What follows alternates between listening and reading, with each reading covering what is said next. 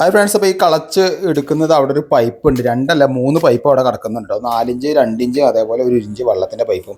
അപ്പോൾ അത് നമ്മളിപ്പോൾ എന്താ വെച്ച് കഴിഞ്ഞാൽ ഈ കാണുന്ന വീടിൻ്റെ ഒരു ഔട്ട് ഹൗസ് ആണ്. ഔട്ട് ഹൗസ് എന്ന് പറയുമ്പോൾ ഒരു ചെറിയൊരു റൂമും അതേപോലെ തന്നെ ഒരു സിറ്റിങ്ങും അതേപോലെ ഒരു വാഷിങ് ചെയ്യാനുള്ള ഏരിയ, ഒരു ബാത്റൂമാണ് വരുന്നത് കേട്ടോ. അപ്പോൾ ഇതിൻ്റെ പൈപ്പും കാര്യങ്ങളും ഇപ്പം തന്നെ നമ്മൾ ഇട്ടേക്കാണ് കെട്ടുന്ന, അതായത് ഇത് കെട്ടുന്നതിന് മുമ്പ് തന്നെ കൈയോടെ ഇട്ടേക്കണം, വേറെ ഒന്നും ഉണ്ടായിട്ടല്ല. കുടിരിപ്പിൻ്റെ തിരക്കായി. അപ്പോൾ അതിൻ്റെ ഇടയിൽ കൂടി നമുക്ക് ഈ പണി കൂടി വരുമ്പോൾ ഒക്കെപ്പാടെ കടന്ന് വരകേണ്ടി വരും.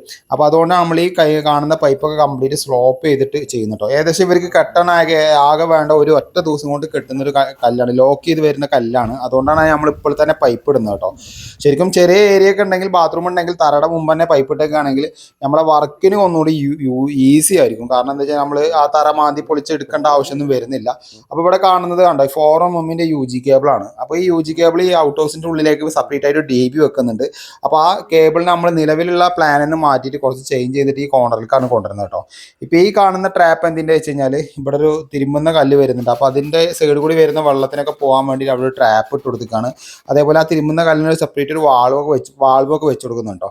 അപ്പോൾ അത് ഒക്കെ നമ്മൾ അതേപോലെ 4-5 പൈപ്പൊക്കെ ഇട്ടൊക്കെ സെറ്റാക്കിയാണ്. 4-5 എന്തിനാണ് ഇട്ടെന്ന് വെച്ച് കഴിഞ്ഞാൽ ഇവരെല്ലാം പണിയും കോൺക്രീറ്റും കഴിയുമ്പോൾ അവസാനം അത് കട്ട് ചെയ്ത് കഴിഞ്ഞാൽ നല്ല ഫിനിഷിങ്ങിൽ അത് കിട്ടും കേട്ടോ. അപ്പോൾ ഫൈനലായിട്ടുള്ള ലുക്ക് എന്ന് പറയുന്നത് ഉണ്ടോ, തറപ്പണി കഴിഞ്ഞ വഴിക്ക് തന്നെ നമ്മളെല്ലാ പൈപ്പും മുകളിൽ കൊടുന്ന് വെച്ചു. അതേപോലെ UG കേബിളും കാര്യങ്ങളൊക്കെ മുകളിൽ കൊടുന്ന് വെച്ച് ഒക്കെ സെറ്റാക്കി നിർത്തിയിട്ടുണ്ട് കേട്ടോ.